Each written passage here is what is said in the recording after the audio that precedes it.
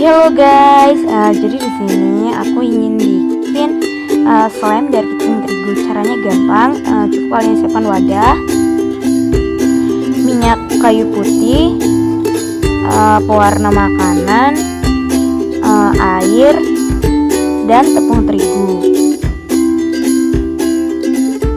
Nah, buat slime ini gampang, kalian cukup masukkan tepung terigu ke dalam wadah. Masukkan air sedikit demi sedikit, aduk hingga kalis. Nah, kalau masih kelihatan encer, kalian bisa tambahin tepung terigu supaya gimana caranya nggak encer.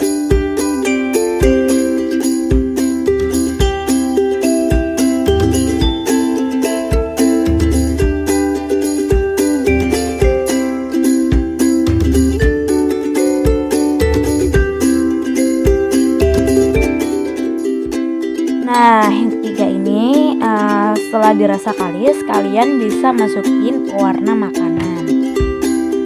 Nah, pewarna makanan ini tergantung selera Anda ya, mau warna apa aja.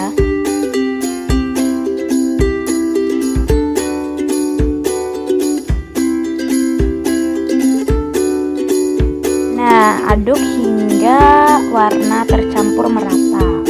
Lalu yang keempat, masukkan minyak kayu putih supaya tidak lengket. Nah, saran aja nih, jadi minyak kayu putihnya itu yang banyak ya, supaya slime-nya lebih jadi.